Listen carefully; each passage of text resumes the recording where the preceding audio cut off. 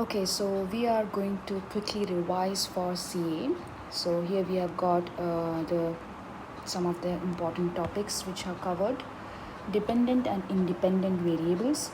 Dependent variable is the one which depends on independent variable.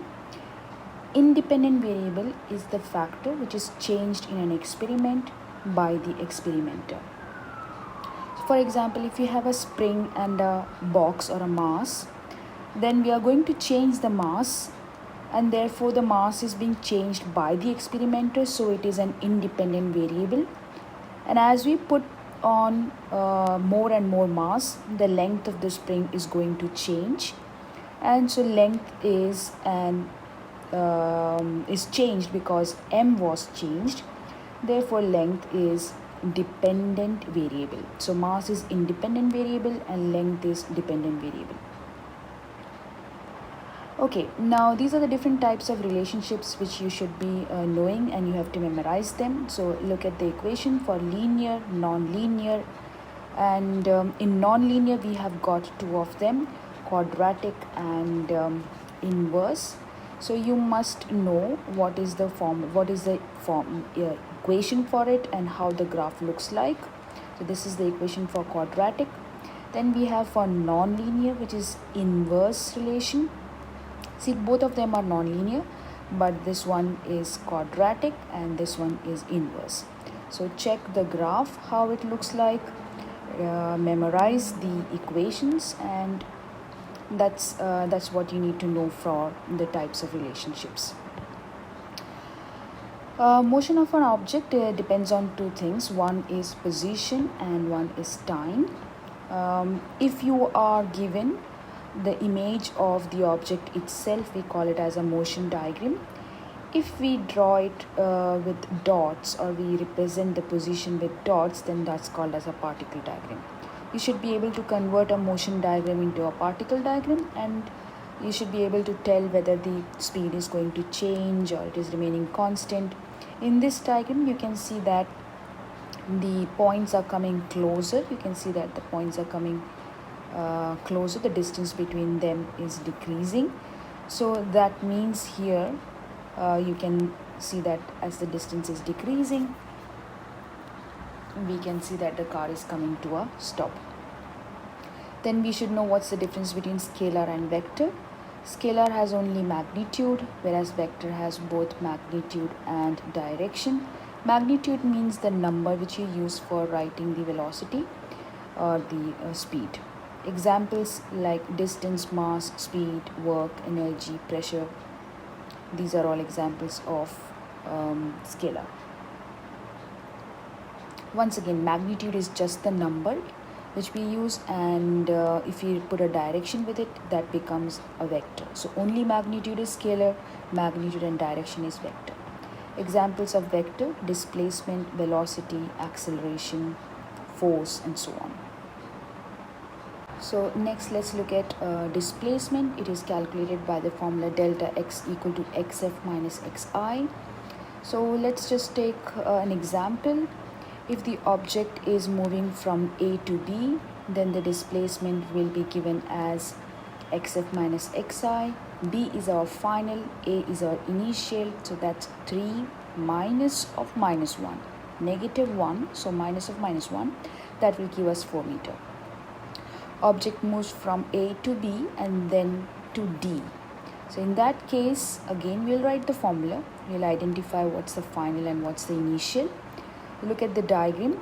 For D, it is negative 2.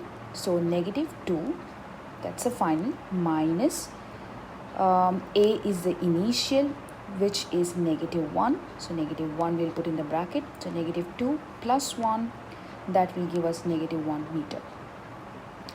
Object moves from B to C.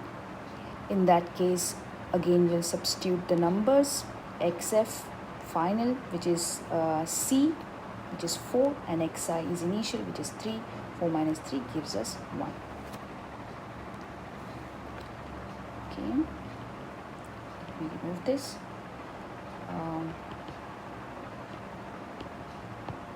Yeah. Now, distance and displacement. Distance is the total length traveled, whereas displacement is the shortest distance between the initial and the final position. Again, if we take the same diagram again and think about the object moving from A to C and then turns and stops at D, in that case the displacement xf minus xi will be 3 minus of minus 1. 3 is the position for B, which is our final, and minus 1 is the position for A, which is our initial, so that gives us 4 meter. Whereas distance will be the length of AC plus length of CB, because that's the total length. He went from A to C, the object went from A to C and then turns and stops at B. So A to C and then C to B. So that's 5 plus 1. That's going to give us 6 meter. Okay, so let's look at now position time graph. We have got a position time graph here. The slope of the position time graph can be found by y2 minus y1 over x2 minus x1. Finding the slope will give us velocity or speed. So for that you will take 2 points on the graph, any 2 points, find out the coordinates for it, label it as x1 y1 and x2 y2, then write down, replace it in the formula and calculate it to get the answer. In this case we get it as 0.4. So when we write the speed or the velocity, it will be 0.4 meter per second. Now again, let's just analyze a little bit more about position time graph. If they ask us to find instantaneous position at 4 seconds, then you will just drop a line or draw a line from 4 to the graph plot line, and then draw a horizontal line and see where it is meeting the position axis. That's 10 for us here, so the answer will be 10 meter. The difference between speed and velocity, speed is a scalar quantity, velocity is a vector quantity. So speed has only magnitude and velocity has magnitude and direction. So if I want to take an example, I can say speed is 80 km per hour and velocity 80 km per hour in the east direction. So that becomes velocity. Okay, now let's check if we have got a graph like this, which is having a slope you can see in the negative direction. Again, we want to find the slope, so we'll find out the 2 points, any 2 points on the graph, find the label, find the coordinates and put it in the formula. And you can see that we are going to get a negative answer here. So in this case, if they ask us what is velocity and what is speed, so that means here velocity will be negative 0.5 meter per second. Velocity can be negative. What does that mean? It's 0.5 meter per second to the left direction. But if you want to write the speed, it will be just positive 0.5 meter per second. We don't need to show the direction, so we just write it as positive. Now identifying the type of motion from position time graph. Let's say that we have got 3 position time graphs here. The first one is constant velocity graph. The position is increasing by the same amount in equal interval of time. And the second one, the object is at rest. The third one, object is accelerating. Okay, let's look further. If you are having a graph like this, velocity is positive because it has a positive slope. If you have a graph like this, velocity is negative because the slope is negative. You can see the line is going downwards, the slope is negative, so velocity is negative. So just to know that how you can have a velocity to be positive, when will the velocity be positive, by looking at the graph you can say when is it positive and when it is negative. Next, if you have got a graph like this, okay, where there is an intercept and we want to write the equation of motion for this, so you should be knowing what is the equation of motion. Xf equal to xi plus v average into time. We will find out xi by looking at the intercept, y-intercept. In this case it's 5, and v average we can get it from the slope. We have done it quite a number of times, so I'm not going to go through it again. Same steps we repeat.